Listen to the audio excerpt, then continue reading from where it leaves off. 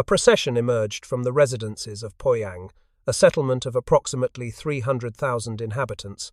Leading was an individual in the finest military uniform we had observed in China. He proved to be Brigadier Zhou, a commanding officer. Following him was an 8-member musical ensemble, responsible for the unusual sounds that had been troubling us. Behind were 2 individuals in American attire, Pu Qing-hu, Master of Arts from Michigan University and administrator of the Poyang Mass Assemblies, and a Mr. Chu, a graduate of Harvard Extension in Shanghai. The general welcomed our group and instructed us to fall in behind. The procession moved back into the settlement. Then we could observe the reason for the delay. From virtually every residence fluttered a banner stating in English, "Welcome, brave American aviators. First to strike Tokyo. United States and China command the Pacific." Below the words were Chinese characters, which Mr. Chu explained, repeated the message in Chinese. The streets were lined with steadfast Chinese, who threw firecrackers at us as we marched up and down the streets for miles and miles. Darkness fell, but still we marched. After a couple of hours, we finally recognized the sounds the ensemble was creating. They were the band's interpretation of the Canadian national anthem. Repeatedly, the band performed it. At last, we crossed a river to Mr. Chu's residence. The Poyang Catholic Mission, which cared for some 200 Chinese girl orphans, sent over a supper. And what a feast! Chicken and mashed potatoes and pie. Of course, there was rice wine. We must have offered 100 toasts during the evening. That was quite a night. I do not remember how we reached our beds. The next morning we visited the mission to thank the sisters and receive another treat, a warm bath in a real tub that belonged to a Father Maya. Workers heated water and filled the tub for me. I had just climbed in when an air raid siren sounded. We were informed that the Japanese were searching for us and were making retaliatory raids against our intended landing fields. But the water was warm. The tub appeared strong. Why should I run to a shelter? I did not. So I spent my first air raid alert in a tub. It was very pleasant. Later that day, our 2 American-speaking Chinese friends placed us aboard a bullet-spattered launch on Poyang Lake. The lake, 250 miles inland from Shanghai, or about halfway to Chongqing from the coast, was Japanese-controlled except around the city of Poyang. The launch sneaked through a waterway bordering the lake. Once 2 Japanese planes circled overhead. "Looking for you and your friends," Mr. Hu shouted. The Chinese crew ran into the bank, jumped, and dropped into the weeds. They would not return until the planes vanished. We stayed aboard and watched from below decks. The launch took us to Yingtan and another Catholic mission. It was operated by Father William J. Glynn. This mission was also very good to us. Their assistance was to prove fatal to thousands of Chinese, because we heard just before we left China that the Japanese had eliminated the city for assisting American aviators. We were placed aboard a train that carried us east to Chuchao, our original destination, 100 miles away. The trip took a night and a day. I could have run faster than the train moved at night. Much of the day the train was under air attack, and we hid in the fields between attacks. Machine gun bullets took the life of 1 man and injured a woman. We came into Chuchao 8 days after the bombing. Colonel Doolittle, his crew, and 8 other crews were already there ahead of us. After a week at Chuchao, we rode foul-smelling, charcoal-burning buses to Hengyang. The Chinese there seemed genuinely grateful and tried to cheer us by presenting a play. It lasted for hours. Of course, it was in Chinese, so an officer told us the plot concerned a man, wife, and another woman. Old story that must be the same around the world. The Chinese use no settings, and for us the play would have been unsuccessful, except for an old stagehand. He wandered around on the stage, interrupting actors' speeches to bring them tea, which they would sip, roll around in their mouths, and expectorate. An American ferry plane picked us up in Hengyang and transported us to Chongqing. The Chiang Kai-sheks hosted us for dinner. Madame Chiang served preserves made from something she called flower of the moon. It was very good. Chiang made a speech, but we did not understand it, since he does not speak English. The beautiful Madame gave us Chinese inscriptions, saying we were members of the Chinese Order of the Clouds. General Bissell gave us distinguished flying crosses, except there were not any crosses, since they had been captured by Japanese who seized the truck that was bringing them up the Burma Road. But medals were not all that was missing in Chongqing. Headquarters said the Chinese had only enough ammunition for 2 months. General Bissell kept a plane ready to evacuate on a moment's notice. Aviators were scarce. The army asked if we Tokyo veterans would stay and help fight. I did, and flew more 50 missions in B-25s before returning to the States. Saturday, April 18, 1942. I will never forget this day as long as I live. At 4:15 a.m. we were called to battle stations and knew that we would not be released before takeoff. We loaded all baggage aboard the planes, had breakfast, and were waiting for developments when the cruiser on our port side opened fire on a small boat which had intercepted us. Word was passed over the speaker for all crews to man the planes for takeoff, since it was feared that the small boat had reported our position prior to being sunk. Colonel Doolittle, flying the number 1 plane, got off nicely at 8:20 in spite of the rough weather which threw seawater over the flight deck. The sea was the roughest we have had, and when an aircraft carrier takes water over the flight deck as we did, it is really rough. The other planes followed quickly in order. The sailors and men on deck cheered lustily when the colonel got off, and I think they really thought it could not be done. Our mission was based on a takeoff not farther than 400 miles from Tokyo, and our present position of latitude 35 degrees 10 minutes north, longitude 153 degrees 23 minutes east places us 670 nautical miles from the point of land just east of Tokyo. Everyone knows that it will be a miracle if we reach the China coast, because we have a total distance of 2,200 miles to the coast itself, not to mention the additional 170 miles from the coast to our destination. Our plane was the 14th to take off, and I was leading the final flight. My 3 planes were to go to Nagoya, Kobe, and Osaka. My plane was to go to Nagoya. The takeoff was not particularly difficult, even though the gross load of the plane was 31,000 pounds, and the deck run available was 460 feet. The wind over the deck was 45 to 50 miles per hour. Full flap was used, and all of us had room left over. Takeoff was 9:15. The run into the coast of Japan was uneventful, except for the sighting of one long-range patrol plane. He did not see us, however, as we continued on in and made our landfall at noon. We continued on a westerly course along the southern coast of the empire until we reached a point just south of Nagoya. We passed many fishing boats, and the crews always stood and waved at us. It was apparent that they were not expecting us, and that our raid was a complete surprise. Smith Don G was flying on my wing, but I had not seen Farrow, who should have been on my other wing. He apparently lost us soon after takeoff when we passed through a rainstorm. When about 70 miles due south of Nagoya, we separated, and I turned for Nagoya. All of our flight had been at 100 feet, and we continued on up the east side of Nagoya Bay at this altitude. On the outskirts of the city, we passed over a ballpark where a large crowd was witnessing a baseball game. They still did not suspect an air raid. It was a beautiful spring day with not a cloud in the sky.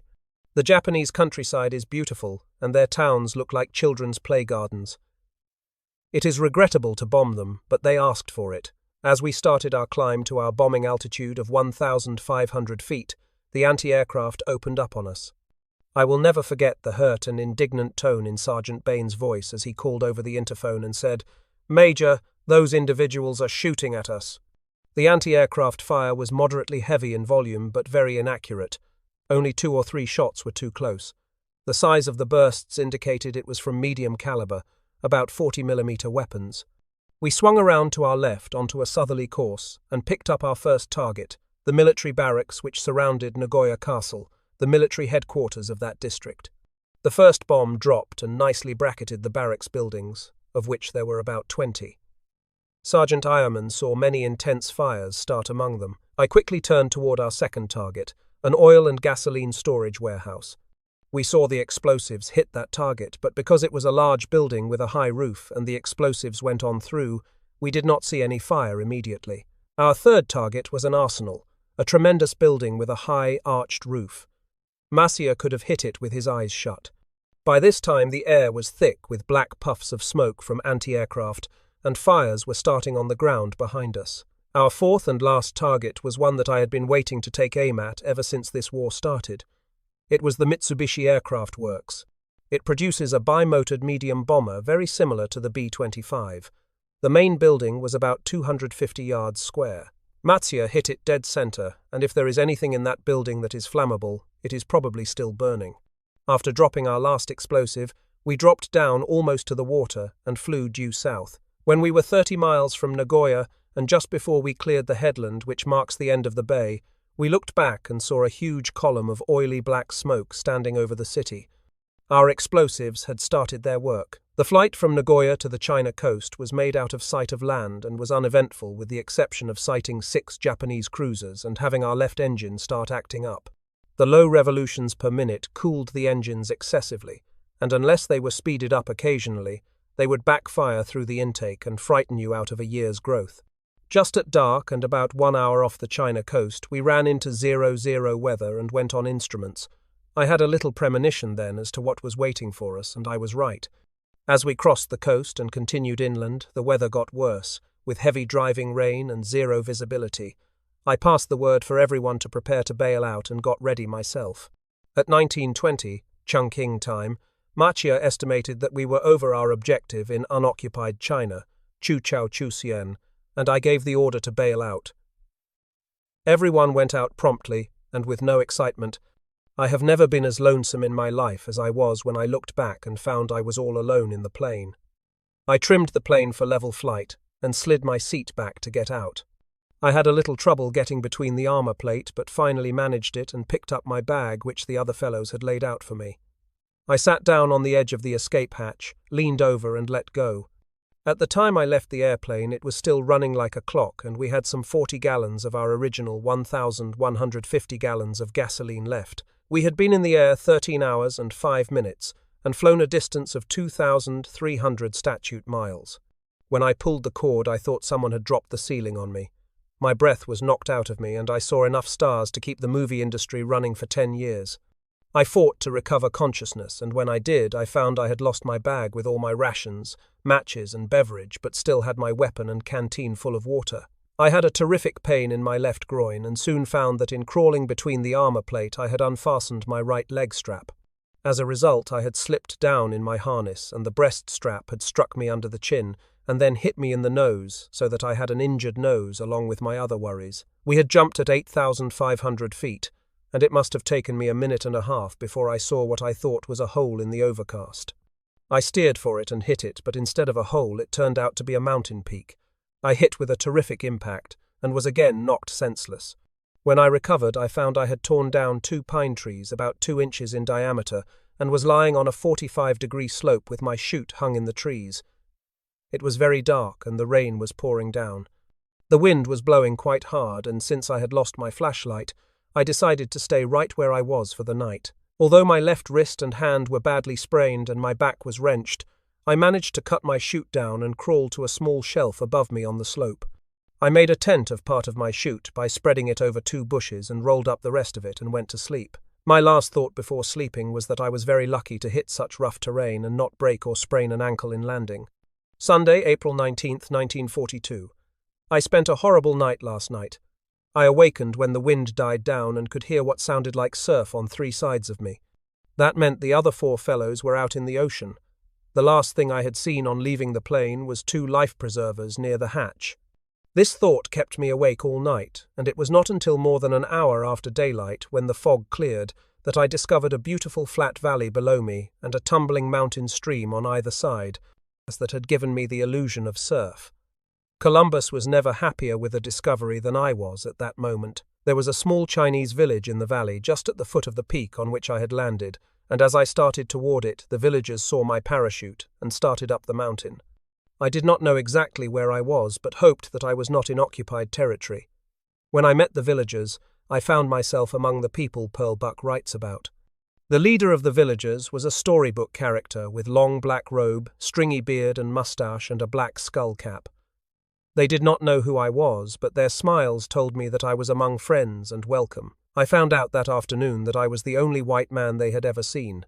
I had landed in the China of 1,000 years ago, and the farmers in the valley were ploughing their fields with wooden ploughs drawn by water buffalo. They wore the same cone-shaped straw hats and palm fiber raincoats which their ancestors have worn for hundreds of years. They offered me food, but I refused as politely as I could, and tried to let them know I wanted to get a train or to a telephone. After much picture drawing and sign language and sound effects, one Chinese boy got the idea and set out with me to get to a telephone. Every mile or so we would pass a small village, and he would proudly exhibit me to his friends. At every stop they offered me tea and food, and their hot tea kept me going. We hit a road about 10 feet wide by this time, and I was just about exhausted when an antiquated truck, loaded with soldiers, came around a bend in the road. They were out looking for Japanese parachutists and jumped out of the truck when they saw us, with their machine weapons aimed straight at me. My poor guide jumped in front of me and started speaking excitedly, trying to tell them who I was, but all the time, the whole truckload of soldiers were speaking rapidly for us to get out of the way. I am sure he felt he did not have long to live, but was going to try to save me nevertheless. Finally, one of the officers recognized my insignia, and my troubles were over. I told them by pictures and signs where the rest of my crew should be, and they organized searching parties, and then started me toward their barracks. The barracks were 12 miles from where I had landed. After resting at the barracks for a while and eating some of their native pastry, which I discovered later was made of dog meat and fat, we started for a walled village about 10 miles distant, Chongqing. Because I was injured, they insisted that I ride in a rickshaw. The streets were of rough cobblestone, and at every jolt I felt as if I were about to shake a lung loose. Chongqing was the kind of Chinese city I had read about but never really believed existed. More than 1,500 years old, it has a high wall about the entire city with towering pagodas at the entry gates. The streets were about 8 feet wide and paved with cobblestones worn smooth by centuries of bare feet. Just outside the city I met Sims, my co-pilot, Mashia and Sergeant Ironman, and the officials now proceeded to have an impromptu parade. They regarded us as heroes, and word had spread via the communication network so that the entire town had turned out. We ended up at the mayor's quarters, and after cleaning up they took us to our sleeping quarters. The bed was made of woven rope springs with a straw mat for a mattress, but I think it was the best I have ever slept on. About 6 that evening they woke us and brought us the evening meal. It was fried eggs, a meat and vegetable dish similar to chow mein and rice. We had constantly at hand drinks made of boiling water, canned milk and sugar. My back and hand were giving me a lot of trouble, and even though I could not sit up or lie down unassisted, I still got a good night's sleep on the straw pad. All of us went to sleep that night with a lot of respect for the Chinese people. Their honesty, willingness to help and hospitality were unequaled by anything we have ever seen. Monday, April 20th, 1942, Sergeant Bain came in during the night, and we all felt better now because our crew was complete.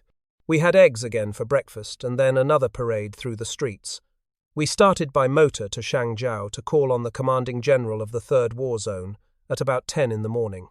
After spending a day at the military headquarters and having many good meals and meeting many fine Chinese officers, we finally got aboard a train for Chuchao, where we were scheduled to meet the rest of our outfit. The train was slow and rattled and jerked, but we all agreed it was the finest night's sleep we had ever had. We arrived at Chuchao about daybreak and were immediately whisked out to the quarters near the airport where our group was to stay. I was never so glad to see anyone in my life as I was to see Jones, Greening, Bauer and all their crew members. It was like a homecoming, and we were all as happy as children. There is nothing like a familiar face in a foreign country. Tuesday, April 21st, 1942, promptly at 6. The air raid siren just outside our window screamed its warning, and we were all loaded aboard cars and hustled to a new air raid shelter just out of town. It is near the air station quarters and is a big cave cut into solid sandstone. Since this is my first air raid, I want to stand outside and watch the planes, but I am promptly pulled inside by the interpreter. The Japanese knew that we have landed somewhere in the vicinity, and they are frantically searching for our planes. We hear the explosives go on the airdrome and learn later that of 40 explosives dropped, 22 were duds. While we were in the shelter, the interpreter read the news to us. The Japanese admitted that our raid did great damage. The Chinese press has played up our flight, and all of us have suddenly become heroes to the Chinese people. The editorials in the papers say such good things about us that we wonder if they really mean us. The raid continued most of the day, and we had lunch in the shelter. Later in the afternoon, I called on the station commanding officer, Major Chen, and told him the technical details of our mission. As usual, that straw pad felt mighty good at night, even to my sore back. Wednesday, April 21st to Monday, April 27th.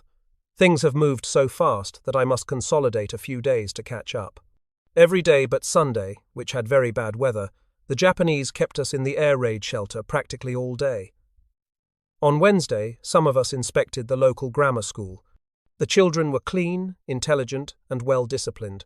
They are not much different from our own children except that they are better behaved. They make us feel humble because every time we pass them on the street, they stop and stand at rigid attention until we are passed. The papers have written us up as such great heroes that we are almost believing we are. On Saturday, the station commanding officer gave us a dinner in our honor. My friend from Shangzhou, Lieutenant General Tang, Chief of Artillery, was the principal speaker. He paid us high compliment and really made us welcome.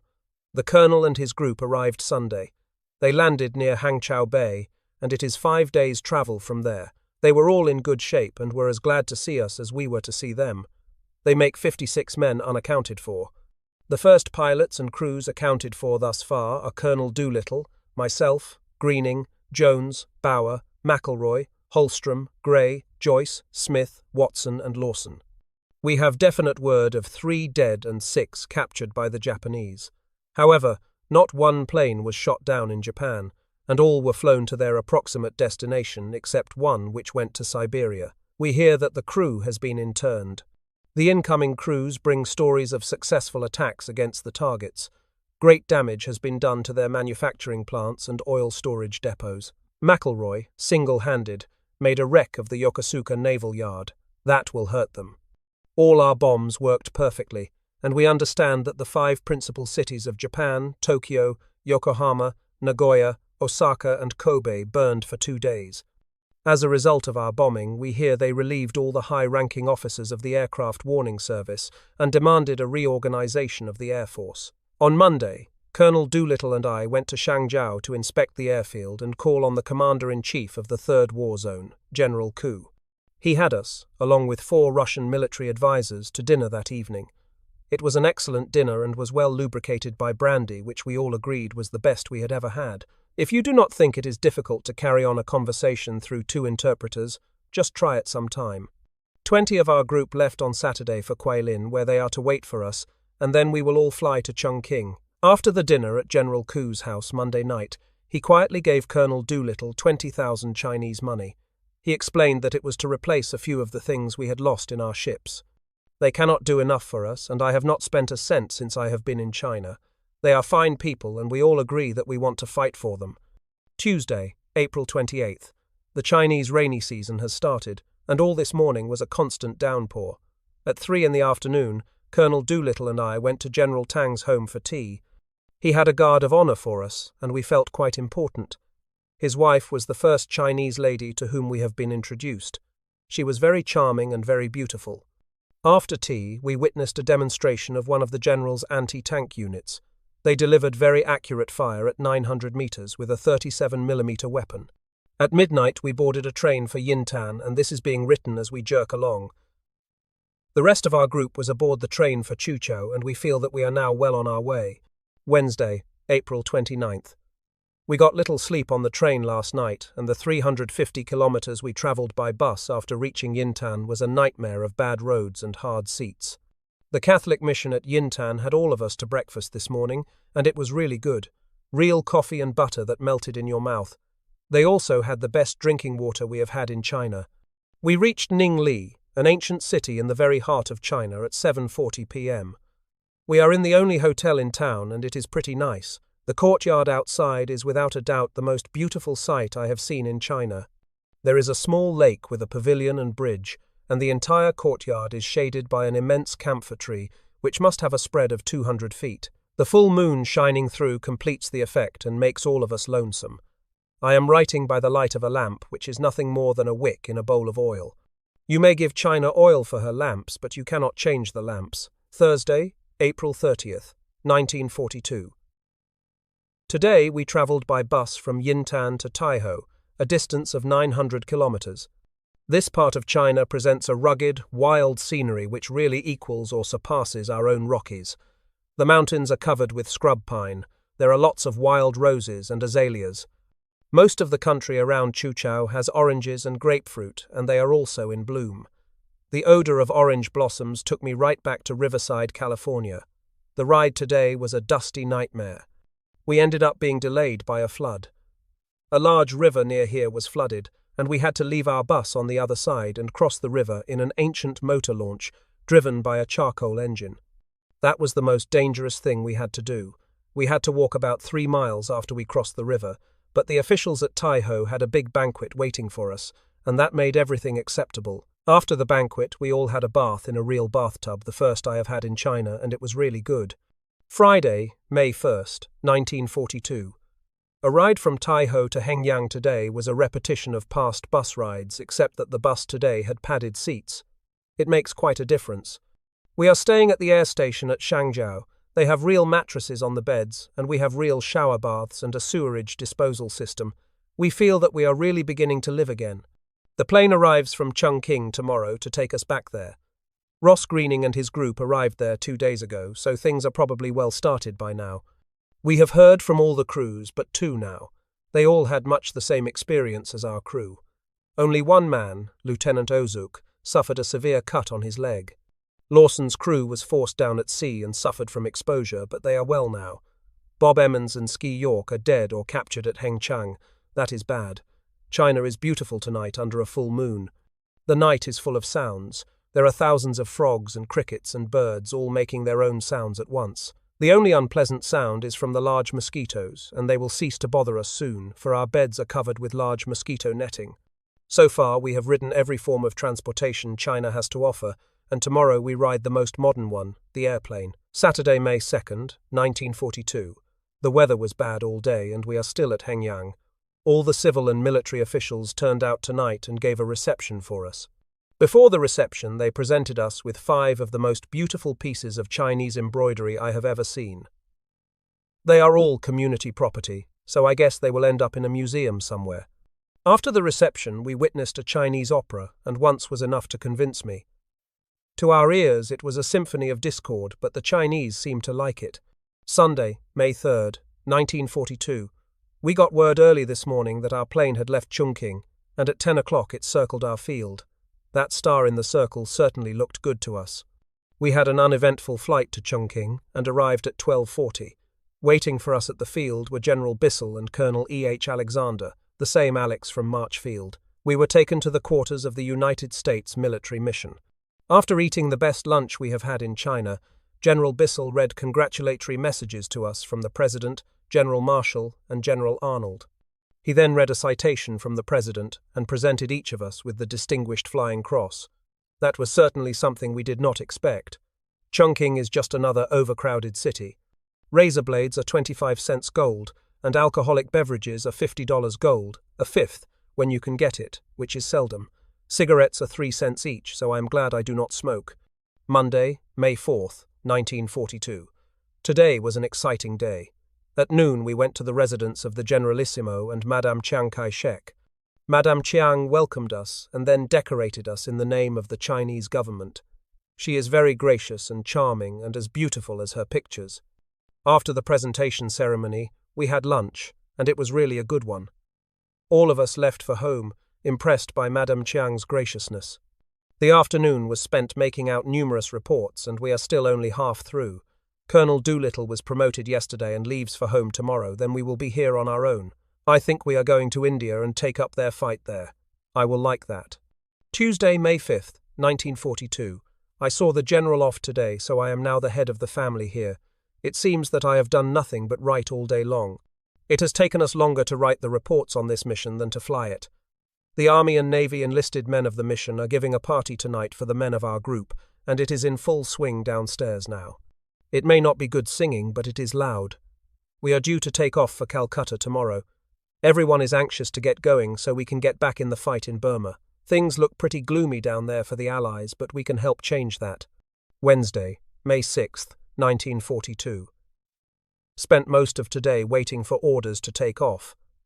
None came because of the weather. We hope to get out tomorrow. Thursday, May 7th, 1942. Rained most of the day, and we are still in Chongqing. The Japanese took Baumo today, so if they do not hurry and get us out of here, it is going to be too late. Got the best news of the war today when I found out that Bob Emmons and Ski York were in Russia instead of captured. Saturday, May 9th, 1942. Finally got off for Calcutta today. Stopped off at Kunming and had lunch with the American volunteer group, and then on to Dinjan in the heart of the Indian big game country. Elephants, rhinos, and tigers can be hunted within 20 miles of the field. Our flight from Kunming was made across Japanese territory in an unarmed transport, which was probably the most dangerous thing we have had to do. Sunday, May 10th, 1942. Arrived Calcutta about noon. It is the best city we have hit so far. We are all staying at the Great Eastern Hotel and are having a hard time getting used to having a servant at our elbow at all times. We saw our first movie since leaving the States today. Tuesday, May 12th, 1942. When we arrived at Calcutta, we had just what we were wearing. We have all been outfitted with British shorts and jacket and all looked like British colonials. We left Calcutta and arrived at Allahabad, the base of the 9th Bomb Squadron, at 6 p.m. They were returning from a mission to Burma and we came up with them.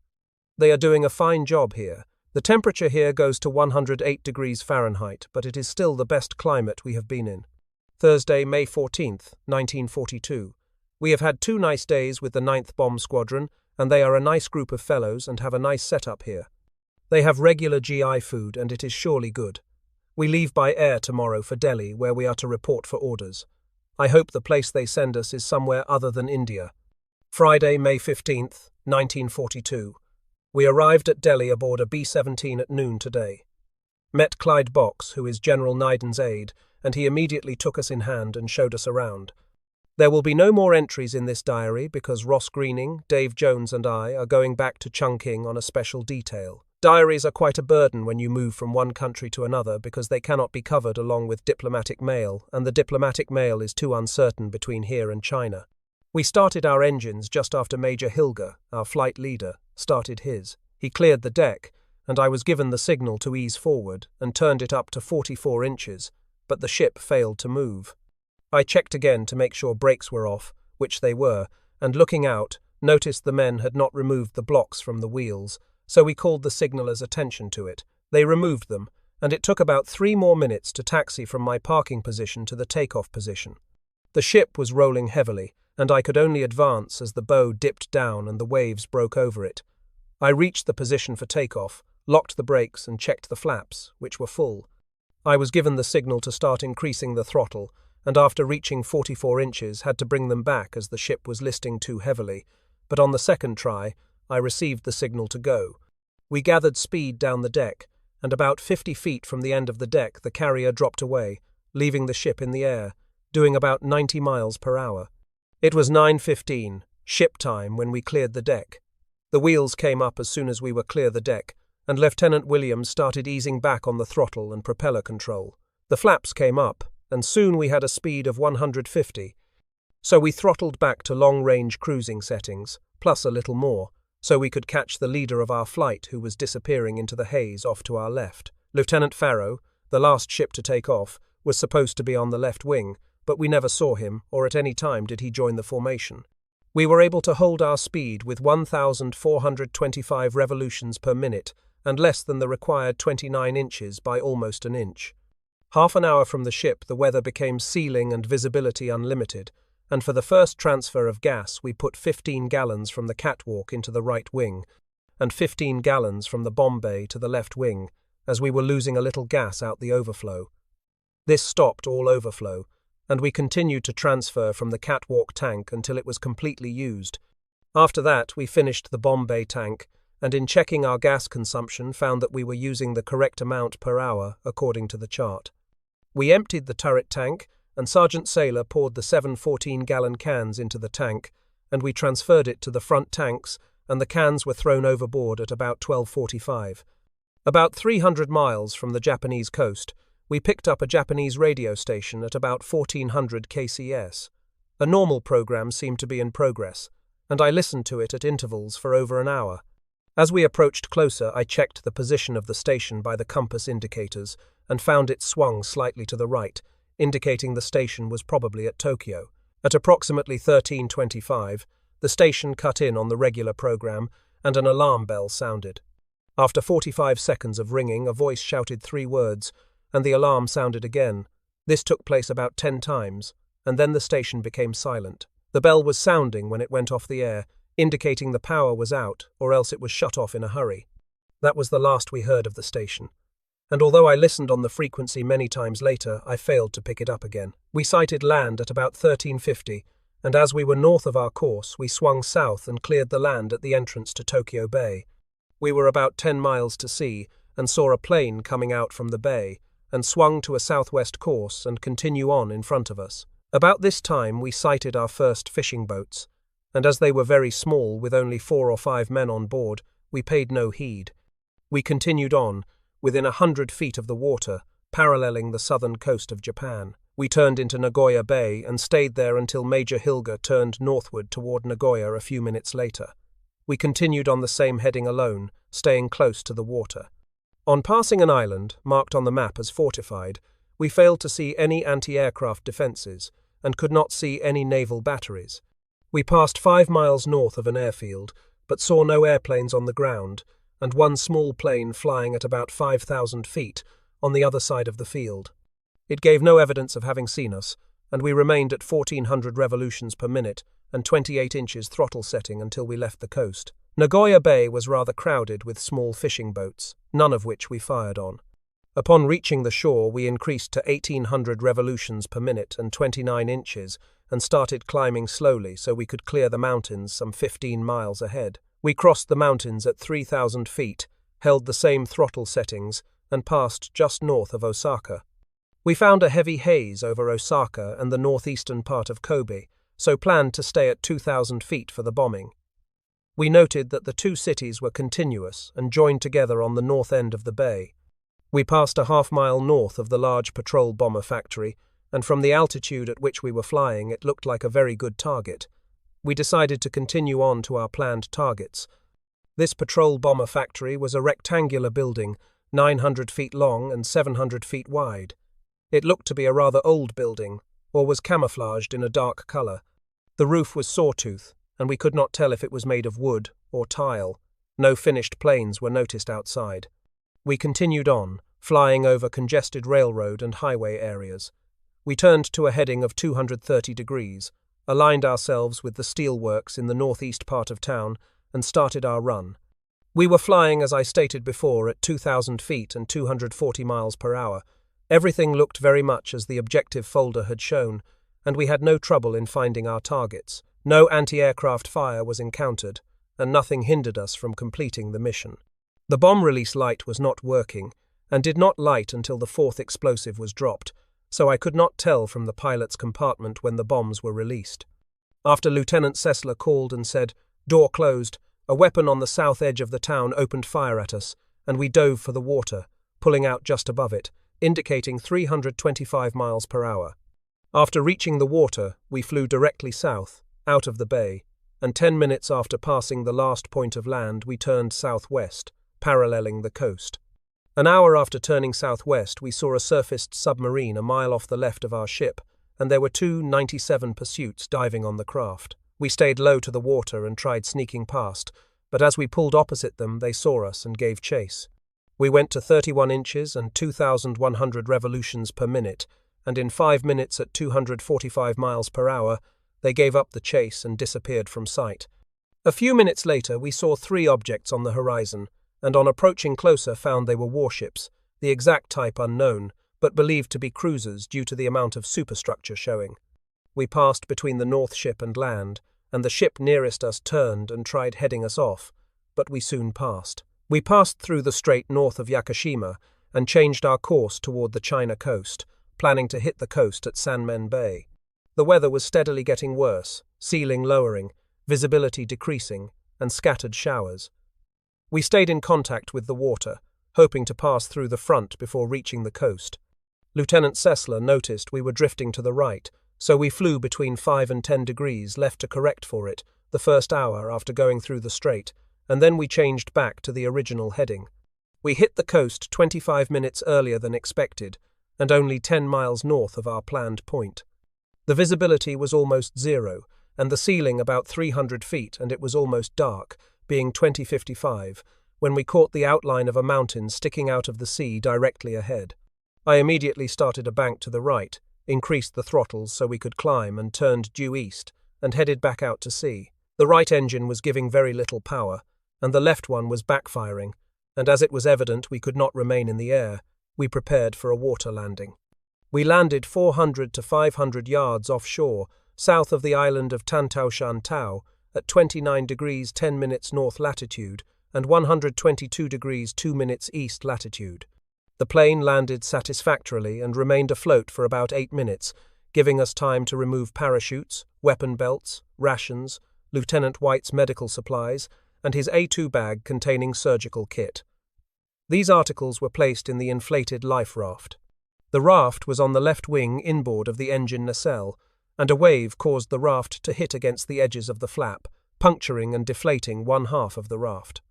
The equipment remained aboard, and the crew, less Lieutenant Sessler, who left the raft and swam ashore, boarded the raft and started paddling to shore. We had been underway about half an hour when a large wave upset the raft, all the salvaged equipment falling out, and only one bag of emergency rations coming to the surface, which I was able to hang on to until reaching shore. We landed, after an hour and a half in the water, made our way up the 80-foot rock cliff, and huddled together in the dusk for an hour before seeing a light across the valley, toward which we made our way. Lieutenant White hid his film, and as soon as possible inside the hut we burned all papers and notes we had on us. All personal records went down with the ship, which sank in about 100 foot of water, and we are sure it never fell into enemy hands. Lieutenant White showed extreme coolness in the landing. By careful work and thoughtfulness, he was able to gather his medical equipment together and stayed in the ship until he had everything he could salvage and had safely passed them out of the ship. After reaching Nandian, and Lieutenant White learned of the injured men, he seemed to have only one desire, which was to reach them as soon as possible and do what he could for them. After we reached Linhai, with what little equipment was available, he set to work doing what he could for the injured men. He gave a blood transfusion with a syringe. Crude as it was, it proved to be very effective in an attempt to save Lieutenant Lawson's leg as well as his life. He remained there when we left, and has had at this time 3 hard weeks of work. We remained inside the fisherman's hut until the night of the 19th, and at that time we were rowed to the island of Nandian, and Jai Fu Chang, the guerrilla leader, took us over and assigned 5 guards to accompany us to Haihu, Sanmen province. On the night of the 20th we started across the island, night travel being mandatory as we were very close to Shipu, Japanese-occupied territory. We hid in a Buddhist temple on the 21st while 65 Japanese soldiers searched the island for us.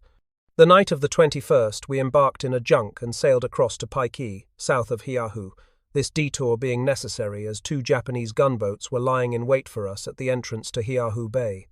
Lieutenant Lawson's plane had crashed on Nandian, and the same guerrillas had brought them to Haihu on the night of the 19th. As all the crew were injured, Lieutenant White wanted to catch them and administer what medical attention he could. But the Japanese had found his plane and were causing us to use extreme caution and slowing us down to keep from being caught. As a result of this, we headed for Haihu on the morning of the 22nd, arriving there about 16 when we were received by the Chinese army. We learned that Lieutenant Lawson's crew had been given first aid and sent on to Linhai, where there was a hospital. We remained overnight, had a bath and general cleaning, and on the morning of the 23rd headed for Linhai with an English-speaking guide and a military escort. We reached Linhai about 10:00 on the 24th, went to the hospital, and Dr. White began work on his patients that we had finally overtaken. That afternoon we received a telegram from Major Hilger, telling us to go to Sanmen and pick up 2 bodies. We had left Haihu, the district headquarters, and felt there was an error in this statement. We conferred with the magistrate of Linhai, and he called the magistrate at Haihu and asked about the bodies. The reply was to the effect that the 2 bodies, along with the 3 living members of the crew, were at Xiangshan, south of Ningpo, in enemy hands. On the 25th, Lieutenant Williams gave Lieutenant Lawson 2 transfusions, and we decided to remain over the 26th, Sunday, and leave on Monday for Chuchao. Dr. White remained behind, and Corporal Thatcher joined our crew, as he was fit to travel. The night of the 27th we stayed in Xianku, 28th in Pantan, 29th in Hukan. On the 30th we were picked up at 13 by 2 cars, 10 miles south of Yunghang.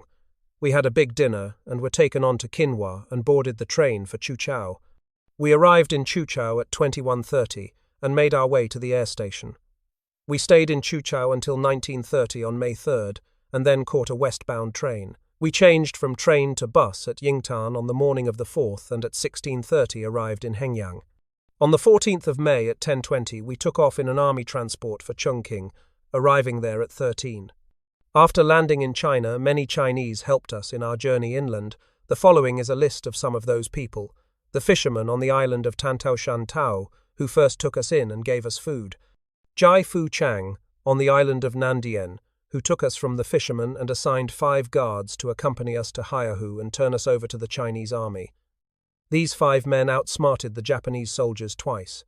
Once by hiding us in the Buddhist temple cave, and the second time by taking us not to Haihu, but to another bay south of it. 2 Japanese gunboats were blocking the route to Haihu.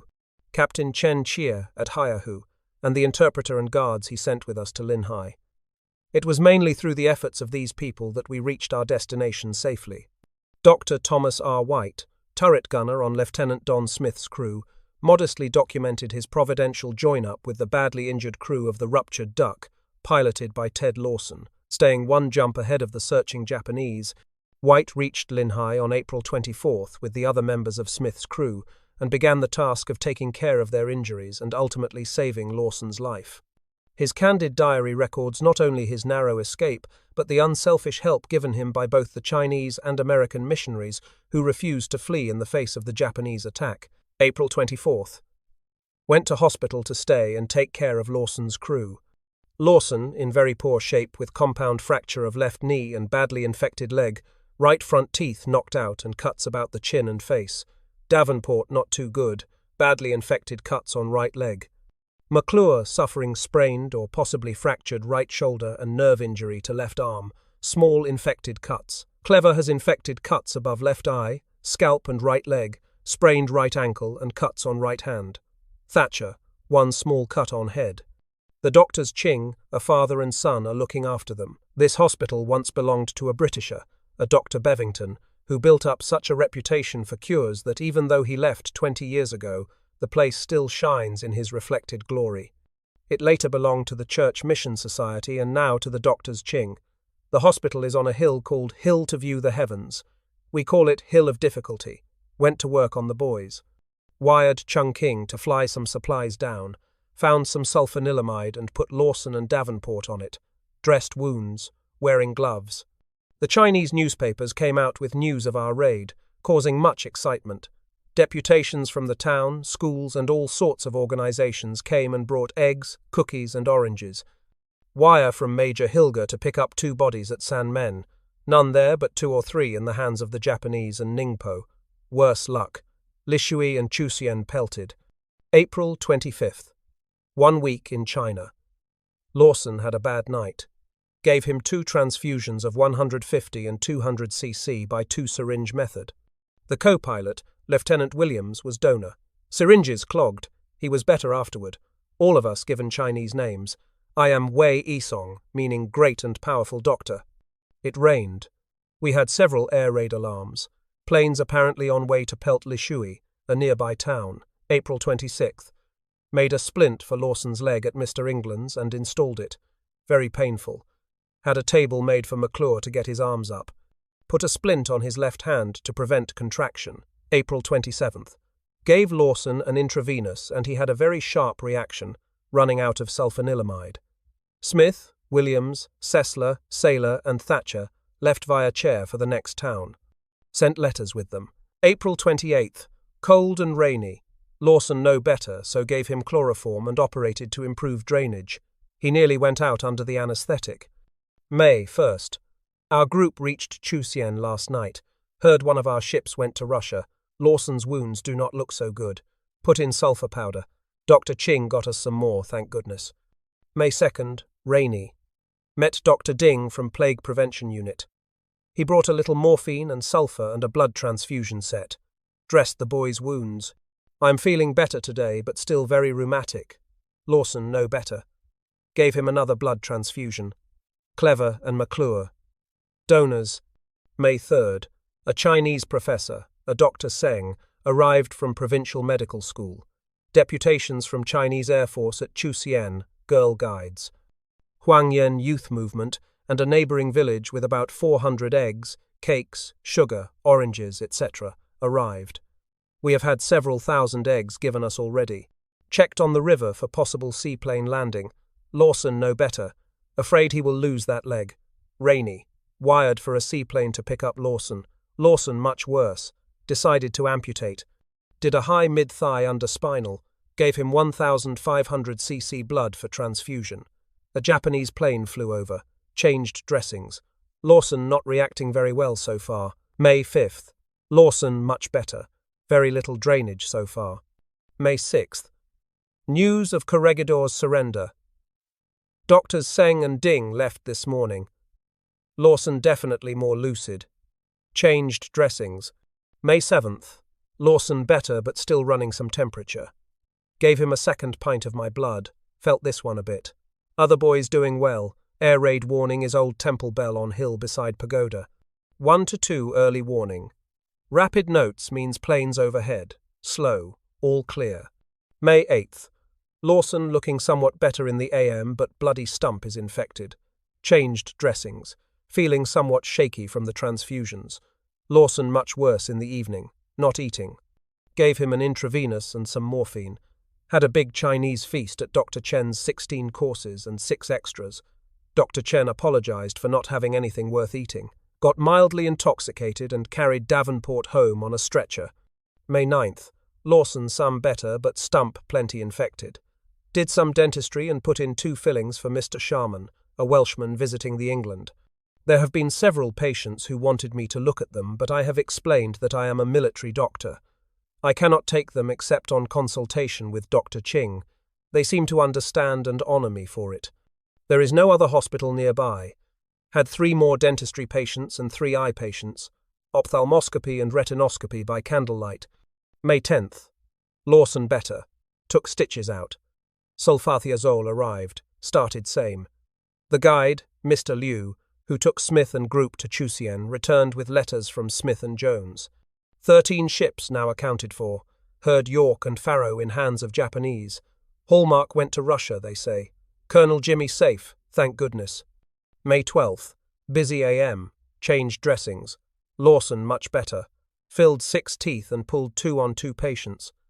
May 13th. Changed dressings. Lawson still improving. McClure having trouble with his arms. Checked General Du's son over for tuberculosis. The Tsingfu, city government man, is here every day to get us anything we need. The Tsingfu is furnishing everything, food and clothing, and paying for the hospital. May 14th. McClure and Lawson both have temperatures. Poor Mac has boils. Lawson's temperature going up. Starting sulfanilamide on both of them. May 15th. Did some dressings. Lawson somewhat better but still shaky. Looked over bombed area. Had news of the bombing of Tien Tai and got a scare the Japanese were coming. News just a rumor, apparently. Still planning to leave as soon as possible. The Japanese are attacking along the Burma Road in Yunnan province and have 30,000 men in Hangzhou. May have to leave soon. Plane flew over this evening. May 16th. Changed dressings.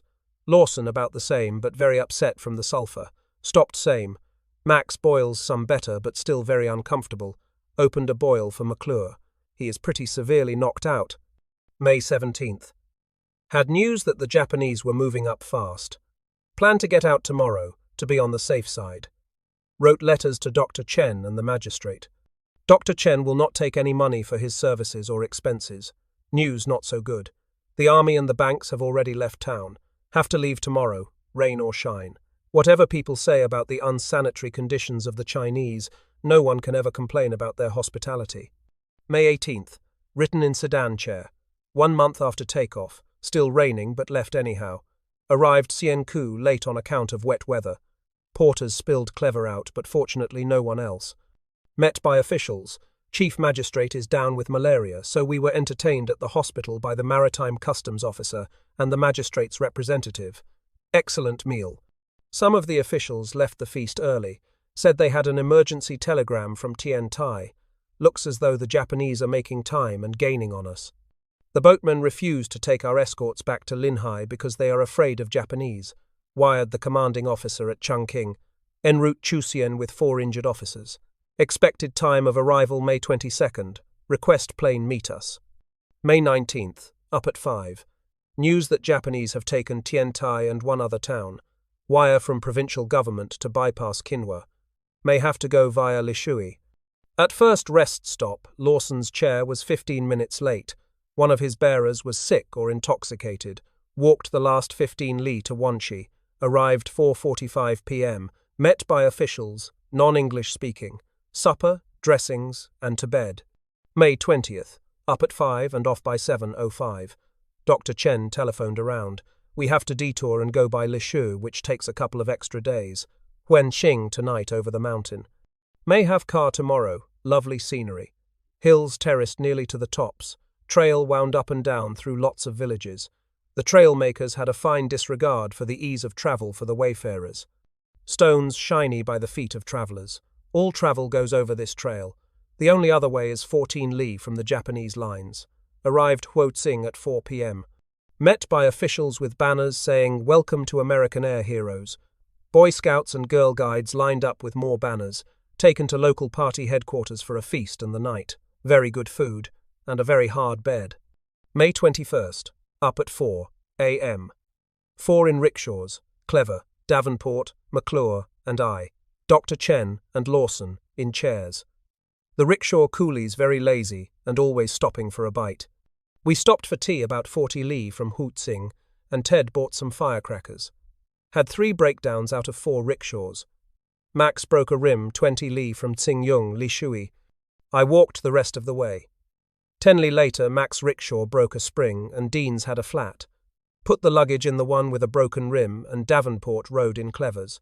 Met another rickshaw and commandeered it for Mac. Met many refugees. One plane passed over. Met outside of Tsingyung at 1:30 p.m. by officials and conducted through the city to a house on other side for fear of bombings. 3 trucks and a station wagon there, one a charcoal burner. Clever and I dosed mosquito, flea, and bug bites until we spilled the iodine. Had pictures taken, then loaded Ted and Dr. Chen into a truck, and we got into a station wagon, 41 Ford with bullet holes, and drove to Lishui. Ted had a pretty rough ride. Bed at 10:20, very tired. Dressed Ted's leg. May 22nd, up at 3 a.m. Can't go to Chusien because the Japanese have taken Yongkong and Qinhua. Going to skip Chusien and go southwest to Puchin, off at 4:15 a.m. after breakfast. Got out just as the air raid was sounded, all riding in a bus which smelled strongly of camphor, ferried a river to Lungtuang. Long day, 260 to Puchong. Checked 1 hotel, no good. Spent night at Bank of Commerce, feast.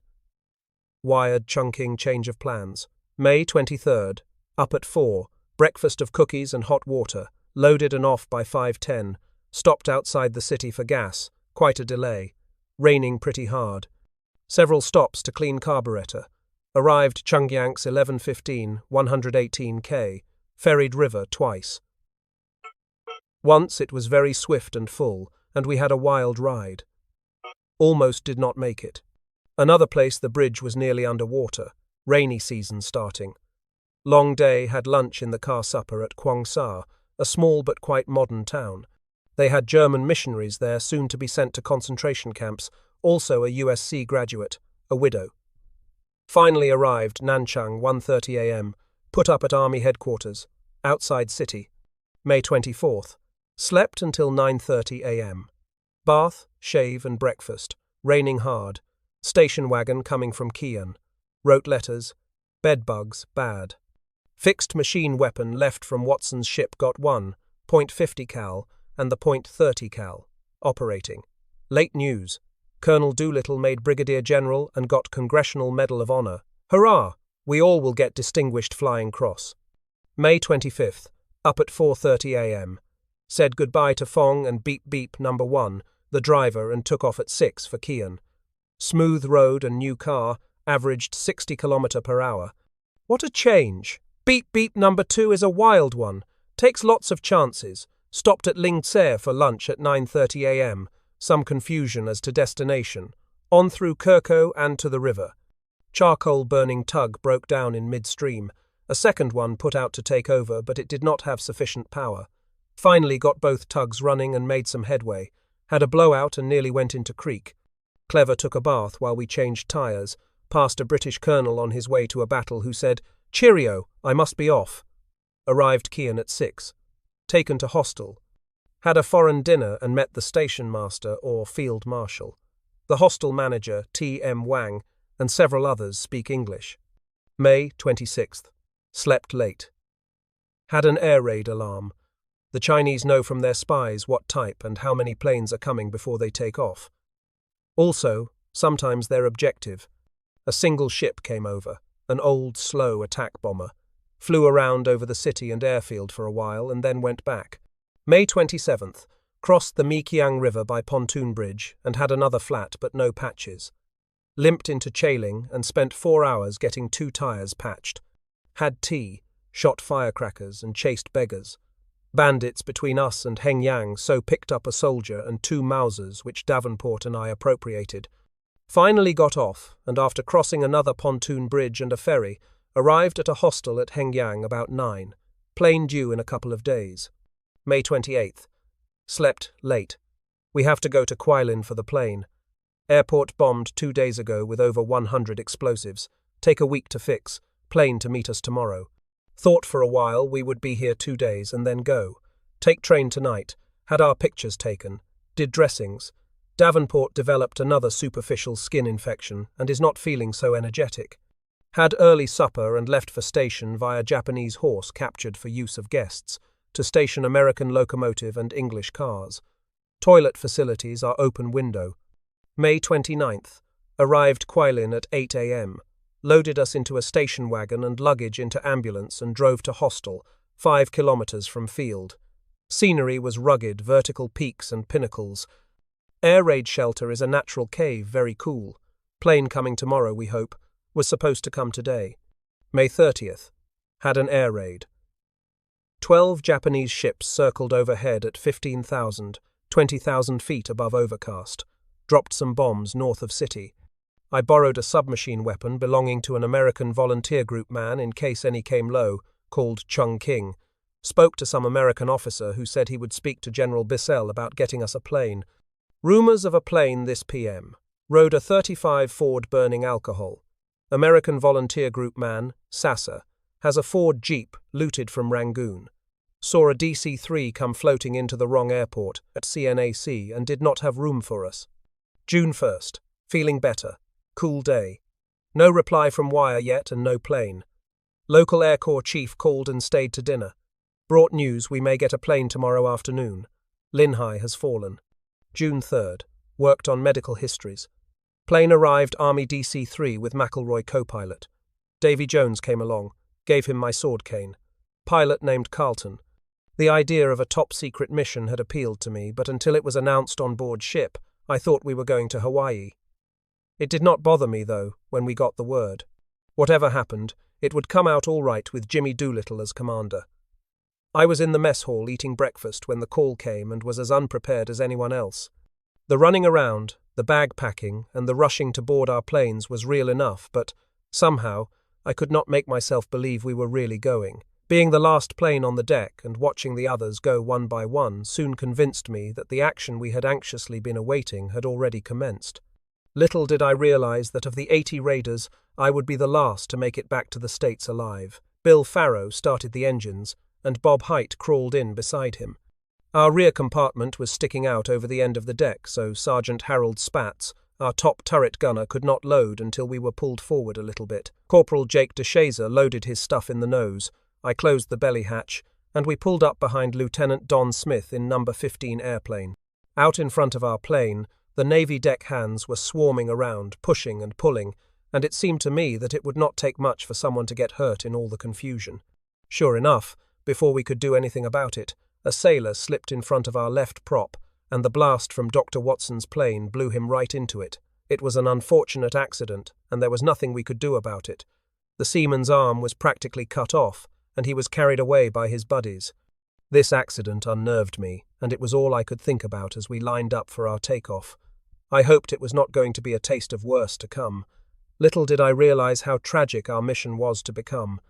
I spent much of my time taking notes, reading charts, and watching while en route to Japan. Approximately 20 minutes after leaving the Hornet's deck, we spotted a Japanese aircraft carrier anchored in an area of heavy sea smoke. We had a great desire to bomb her, but we realized the incendiaries we carried could be put to better use on the Japanese mainland. Our course gave us a landfall south of Tokyo as planned, and we changed course slightly for a straight run into Nagoya, our target city.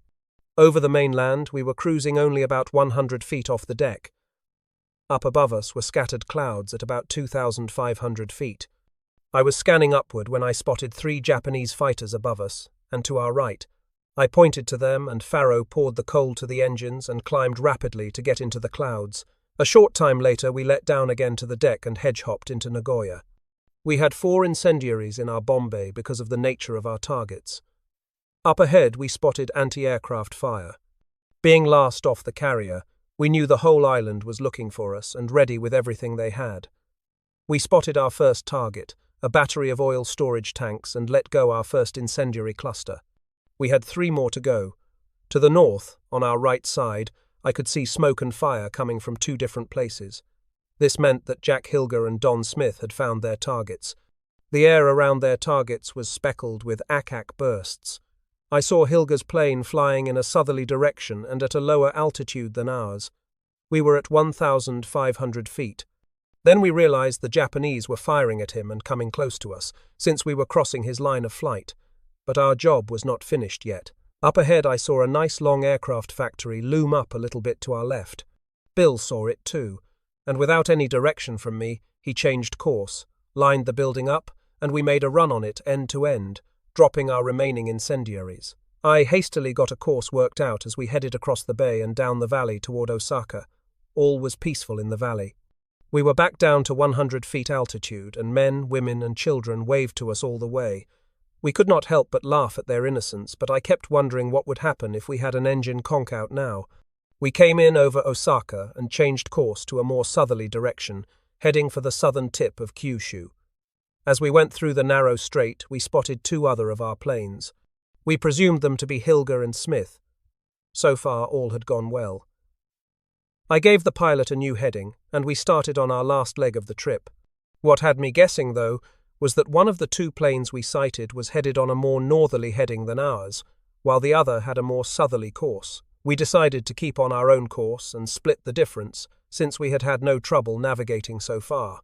We kept our altitude to a minimum while the Japanese mainland was visible, and one time struck a wave with our prop.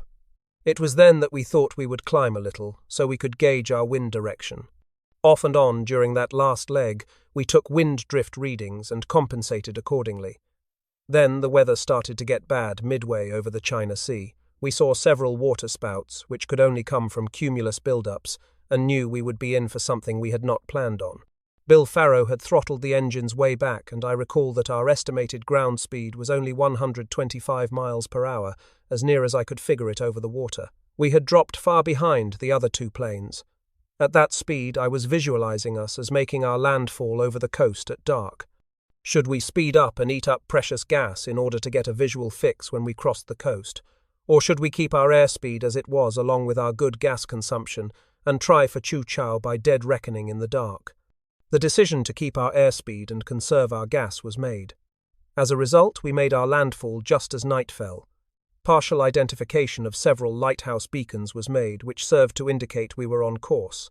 Bill Faro, Bob Height, the co-pilot, and I held a consultation, and we decided to climb into the weather to clear the coastal mountains. We climbed to 11,000 feet and took up a heading for Chuchao.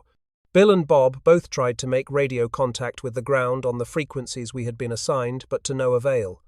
We were on top of an overcast, and when our time was up for Chuchao, we started to circle the area, hoping we could rouse somebody below to turn on their radio beacons. There was nothing on the radio except static.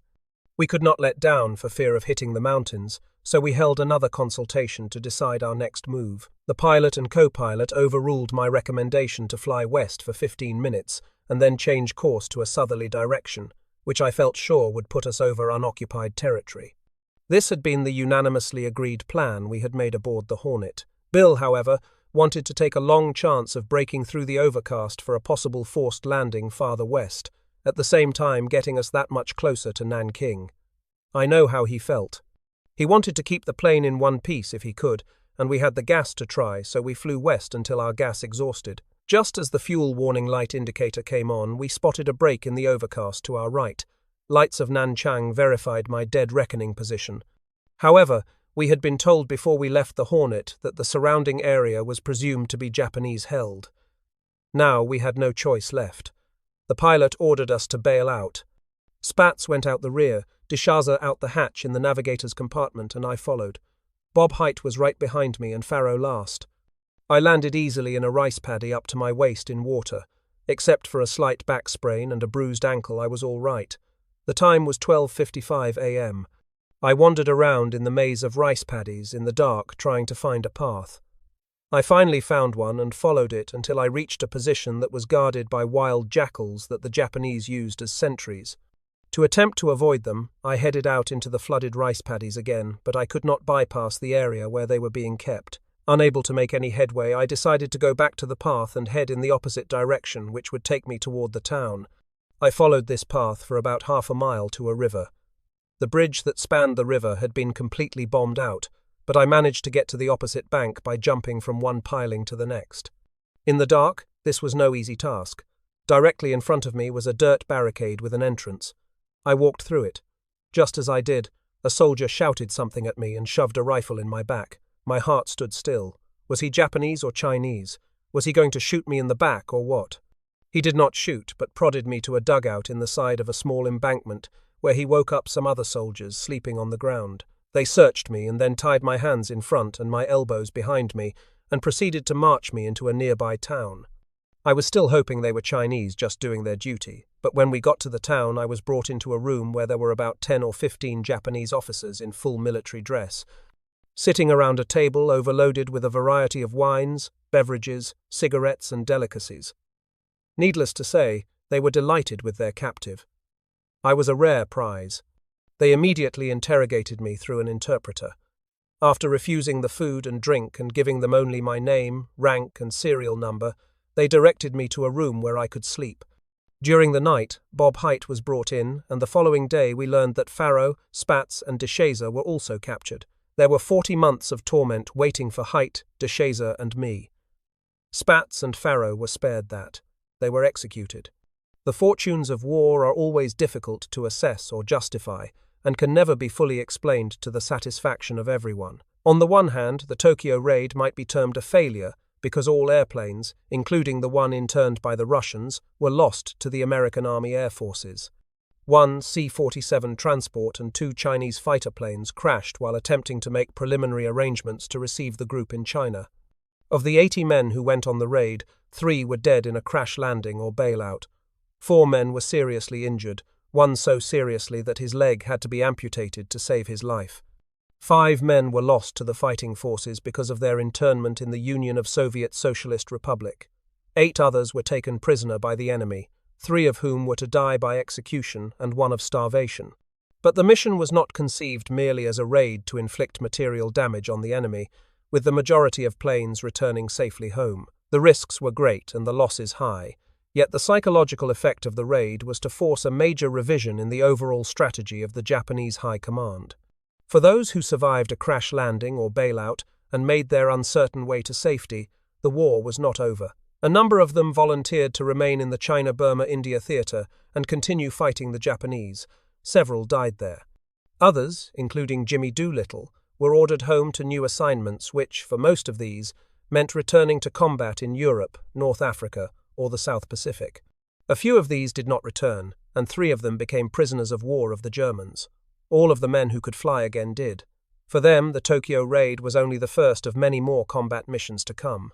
The raid on Japan marked the end of 5 lean months, when the American public had been starving for news of a single outright offensive blow against the enemy in the Pacific. It marked the beginning of the resurgence of Allied power in the Far East.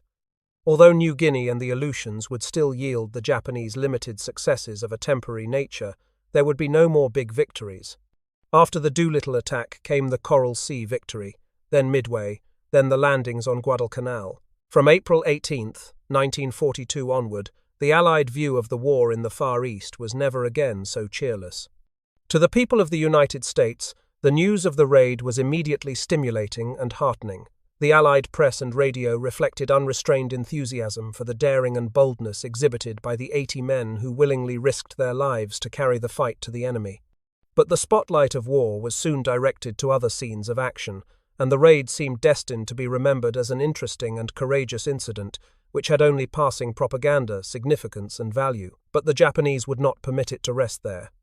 A minor note of discontent in the United States because the story of the raid was not fully told, and some expressions of doubt that the operation had been a success, and were suddenly swept away by the announcement that the Japanese had executed some of the captured airmen. A wave of rage swept over the country. What had been merely an incident suddenly became a symbol. 1 year after the operation, its values were reassessed and reaffirmed, and the American people were stirred as they had not been since Pearl Harbor. 7 of Doolittle's raiders lost their lives as the result of their participation in the operation, and several hundred Japanese were terminated in the attack. But the greatest price in human lives was paid by the Chinese peasants, who helped the American airmen escape the Japanese troops sent out to find them. Untold hundreds of humble and innocent Chinese were eliminated in retribution for their acts of kindness. Ironically, very few of them ever actually saw the Americans or even knew that Japan had been bombed. When the war was over, 4 Japanese were brought to trial and made to pay for their parts in the execution of 3 of the prisoners. For all practical purposes, this trial closed the chapter on the Doolittle mission. While the story of the raid itself has been told in brief by many writers, its aftermath has never been fully described. Over 1/5 of a century has passed, and classified files have now been opened. The truth can now be revealed, and the many myths connected with the raid can be dispelled. But the aftermath includes more than revenge and retribution. The surviving Tokyo raiders harbor no rancor and no regrets. They know they not only influenced the past, but are determined to influence the future by their unselfish efforts to help promising young scientists of tomorrow. This part of their story also deserves to be told. In the days immediately preceding the raid, Chiang Kai-shek had received reports in Chongqing that the Japanese were concentrating their forces at Hangzhou preparatory for a march south against Chuchao. This impending threat to his supply lines, especially the Chongqing-Kiangsi Railroad, was of vital concern to the Generalissimo. He objected violently to the use of the Chuchao airfield by the Americans because he predicted a violent Japanese reaction to an attack against their homeland. The Japanese did react with all the fury and fanaticism of which they were capable. A 3-month ground campaign was begun, which was preceded by more than 600 air raids to cover the advancing army. As Chiang had feared, 53 Japanese battalions slashed their way through Zhejiang province, where most of the raiders had landed. On April 30th, the China Expeditionary Forces were given orders to thwart the enemy's plans to carry out air raids on the homeland of Japan from the Zhejiang province area.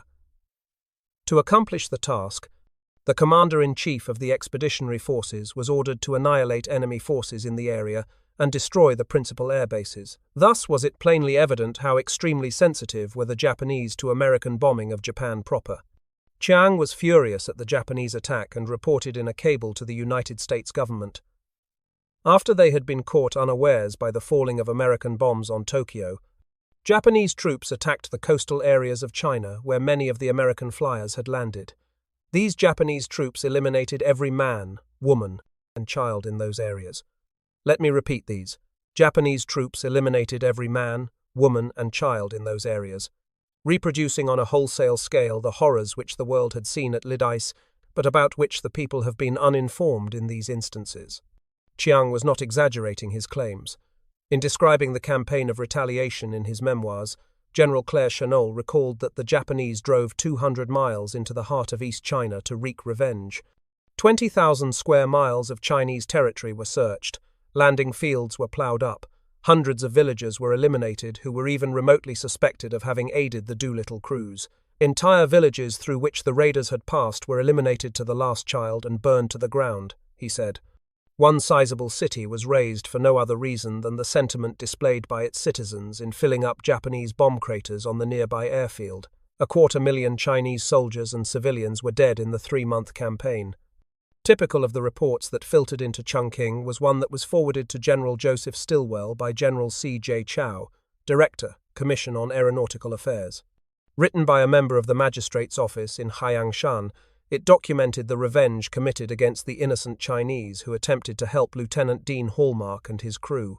At about 6 p.m. on April 18, 1942, a plane force-landed on the sea off Numayachiai, 2 li from the coast of Chiachi, Xiangshan. Yang Shibdiao, the village alderman, heard it and went out to see when he saw 3 foreigners trudging on the road wet with water and in great distress.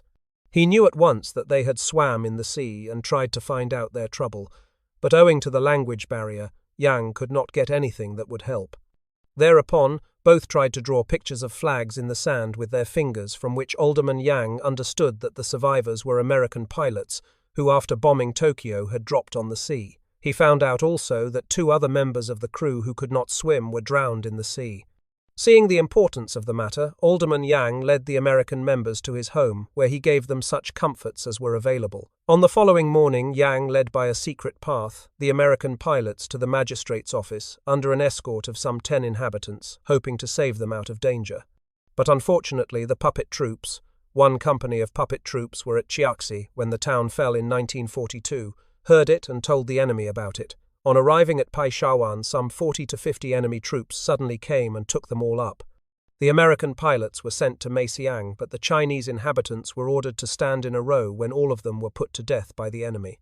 After eliminating the local inhabitants, the enemy then went into Chiachi in search for more. Whilst in Chiachi village, they committed many atrocities, eliminating and robbing the inhabitants.